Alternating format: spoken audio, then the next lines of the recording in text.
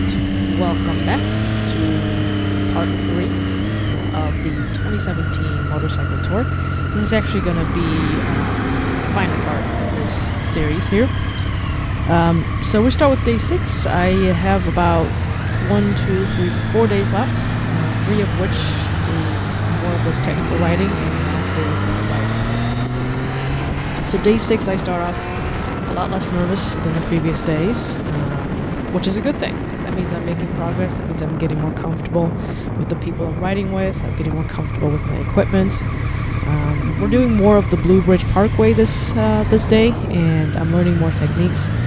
I think what I'm mostly doing here is trying to improve upon the skills that I've learned up to this point, and then obviously I'm going to try to repeat that as much as I can. I learn best through repetition, so therefore I'm not going to try as many different things today. I'm just gonna try to remember what I've learned and the techniques that I have learned, and try to repeat those so that my muscle memory gets better and better. I'm learning more about my bike in the sense that I'm more I realized that the bike is a lot more comfortable than it looks, even on long road trips like this. I realized that the amount of space on the bike is very limited without saddlebags or without side cases. So that's what I've learned, that and the luggage that I have on this bike seems to work pretty well. And at this point in the video, I'm just pretty much just having a good time, having fun with the bike. And I'm just trying to, kind of lean in more when I go through a corner. And a lot more comfortable with the throttle, a lot more comfortable with how the bike responds through the ride. I'm getting to know the riders a bit more, their background, their experiences, what they've done before coming to this tour, and where they've been in their life. Nothing super personal or anything, but just. When you spend so much time with a group of people, you end up talking about things that reveal more about themselves, their personality, their characteristics, their families, things like that. I also did learn a little bit of gravel riding on this day. Don't really have footage of it, but so this is to show you what's happening at the front of the group. This video I'm going to do things a little differently. I'm going to show you a lot less of me riding, because now I'm just more repeating of what I've learned. And I want to show you guys kind of what's happening in the front to give you guys a different idea of different riding skill levels that are among this group of riders that I'm with. And then, like I said before, a little bit of gravel parking. I learned that parking in the gravel is not as easy as it looks, especially for someone with short legs like me. And then I have my palms aren't as sweaty now, because I think because I'm more comfortable with the bike and I'm exploring new territory, new terrain, a little bit of mud riding the rest of the way, a little bit of gravel, nothing crazy, not like hours riding gravel, anything like that, just the occasional, taking a back road to get back into the main way. So I'm not as nervous anymore, and I know I can do it, so it makes me a little bit more happier. And of course, that makes me a little bit less sweaty when I'm riding, because I'm less nervous. So back to the front of the line here. What we have here, the rest of the time, anytime you see the front of the line, towards the end of the video, it's going to be 2 separate riding styles that you'll see with 2 different terrains. And then, but right now, we're still on the Blue Ridge Parkway, and then I think we're heading to the Skyline Drive in, let's see, it's going to be Shenandoah Park, National Park, I believe, is where the Skyline Drive is meant to be. So it's going to be about 200 mile a day, not too long of a day, but I've moved the camera a little bit to the front of the bike, so it's going to look a lot, the bike with the camera mounted, it's going to look like a lot quicker than the bike in front, but it's only because it's lower to the ground, so keep that in mind. So what we have is the chasing motorcycle is a Honda CBF 500X, which I think is the, don't quote me on the name, but it's an off-road version of the Honda 500 CB500F. It's a 500cc bike, but the rider makes it look like a super bike. So he's a very skillful rider, and he's on a 500cc motorcycle, and he's keeping up with all of our bikes. Actually, he's way past me, obviously, because he's at the front of the line. He's chasing a Suzuki Bandit 1200S, and to give you an idea, the 500 keeps in the corners pretty well with the 1200. Obviously, in the straights, it cannot keep up in the straights, but due to it technical spirited riding, we have a lot of corners, and therefore there's a lot of chasing involved. So I figured I'd give you guys kind of a glimpse of what's going on in the front of the line, so you guys pretty much see what riding skill level I have with me. I'm surrounded by very skillful riders, and I'm very blessed for that, and I get to learn a lot. Anytime I ride with people who are 1,000 times better than me, I learn a lot more, and I get better as I go along. Yeah, so pretty much day 6 is pretty, for me it was pretty relaxing. I'm enjoying myself more, and I asked these riders if I can attach my cameras, my GoPros, to their bikes so I can see what they're doing up front, and you guys get to benefit from it too. So I'm going to stop talking and let's enjoy the rest of this ride.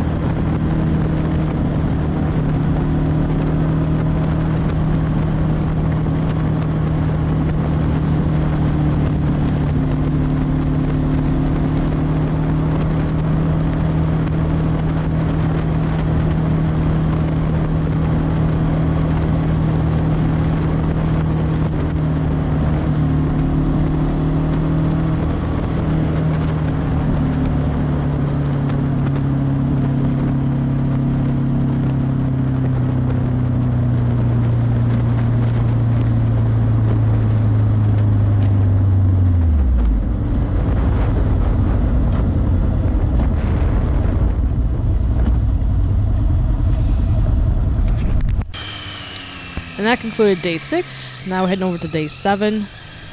I'm definitely less nervous now, but I think now I'm exhausted because I've been on the road for so long. Not necessarily because I'm not sleeping. I am sleeping much better. Now we're heading to Skyline Drive, more twisties. And so, beginning of each day, I'm going to show a little bit of footage of me riding, and then I'm going to cut over to the beginning, the front of the line, basically, so you guys can kind of enjoy, get a full feel of what our group is made of. And I think I'm beginning to get more comfortable with the corners, so I think that's why I'm not as nervous now, heading on to day 7, and it's a beautiful day. Blue skies, lovely day to ride. And we're just gonna keep heading down towards west a little bit before we head back up northeast. So this is me on a little bit of rough terrain. It's not really off-road. The road is very uneven, and I wanted to show you guys what it looks like on my motorcycle. Pretty bouncy, suspension's pretty stiff. It's very firm suspension, and I'm still enjoying myself, but I want to show you guys what I look like riding in this terrain before I show you guys what the front of the line looks like riding on this terrain.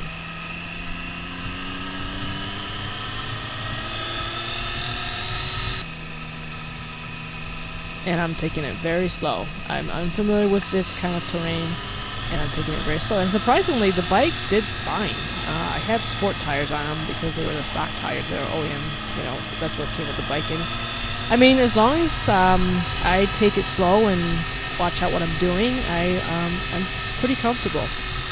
So you can tell I'm more comfortable now. Here's the beginning of the line, or the front of the line, I should say. And this is what they're doing at the front of the line. In the same, similar terrain as me. Obviously, much more advanced riding than me. I'll just stop talking so you guys can enjoy this.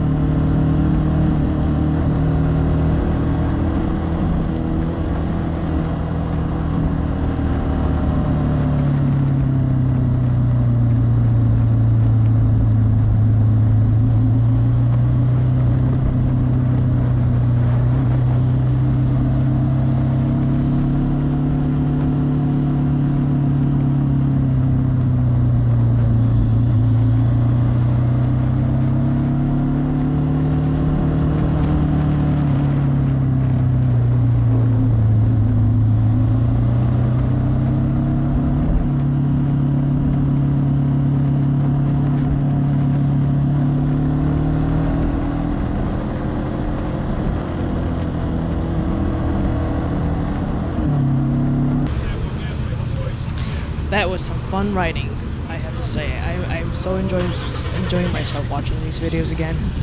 But yeah, so that's pretty much how the front of the line looks. This is a gas station. The camera's running, so I figured I'd just let it sit so you guys can kind of see that we do take breaks. It doesn't seem like it through these videos, but we do. Alright, so heading to day 8. I'm more exhausted now, and I think I'm exhausted due to the fact that it's because of all the miles I've put on myself, not because I'm lacking sleep. Again, the start of the day, I think this is the part where we don't have Dave anymore. Dave has gone off on his own because he had to head back early. This is the day where I am exhausted. However, I'm excited because of what our ride leader has told us about Triple Nickel, which is basically Tail the Dragon for the state of Ohio here in the United States. A lot of people come to visit Tail the Dragon with their motorcycles and their sports cars, but Ohio has its own highway called Triple Nickel.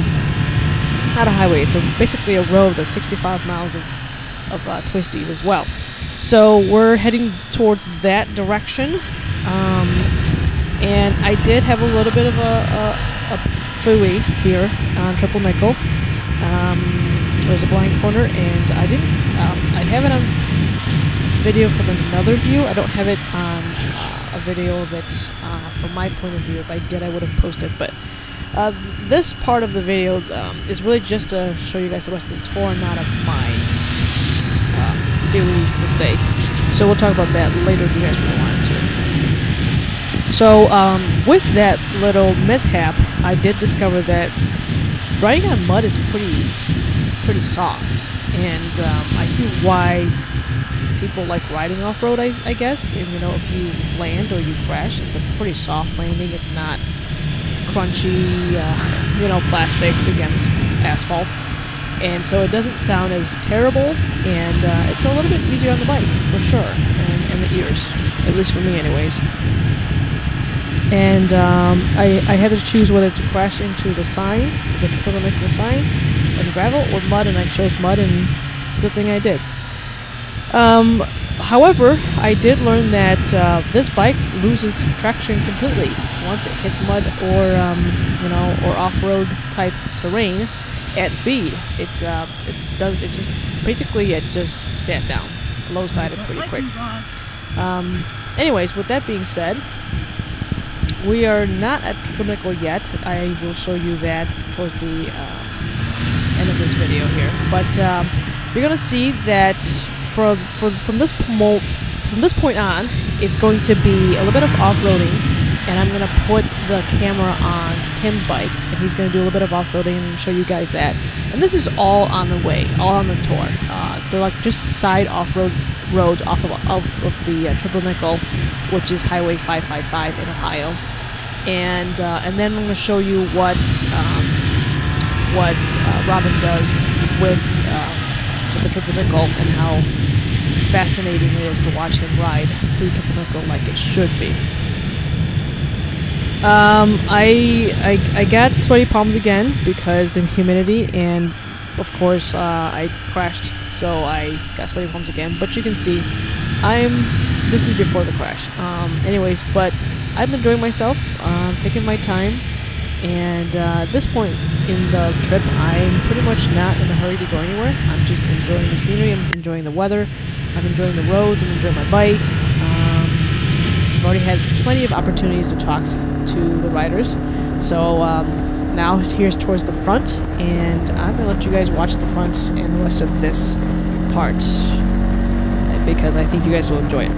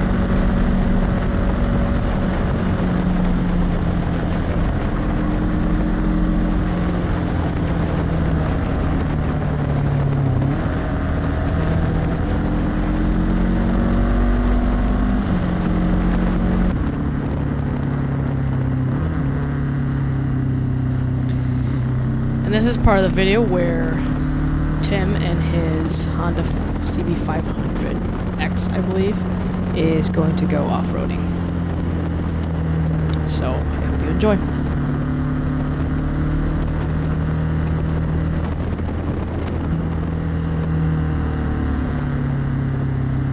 First, of course, he's going to go through some twisties first, and then he's going to find some off-road to go.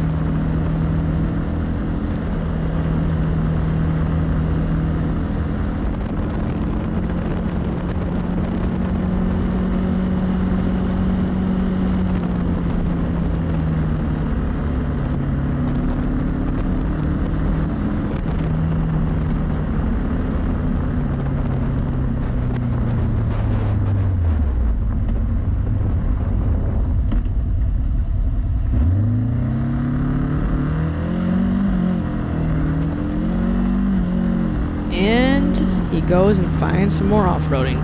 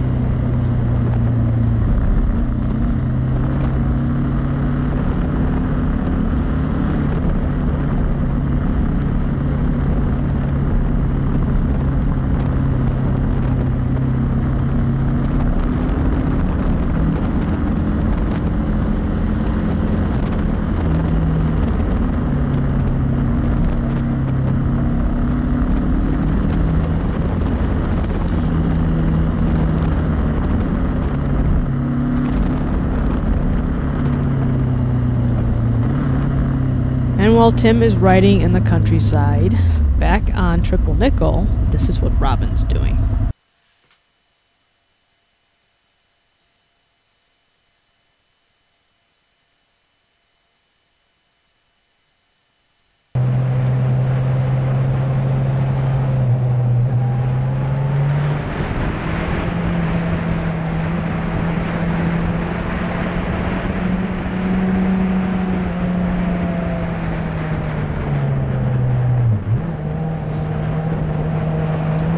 Just a thought here, please do not ride out of your skill level. And I definitely have learned that, and I saw this in the footage, and I really wanted to include it in the video, just to show you guys the tremendous amount of skill level this man has, the ride leader. So I just thought it'd be fun for you guys to see what it's like to ride in front and to go on along a ride with him, basically, just to see what, how fun it would be to ride Triple Nickel. So sit back and enjoy.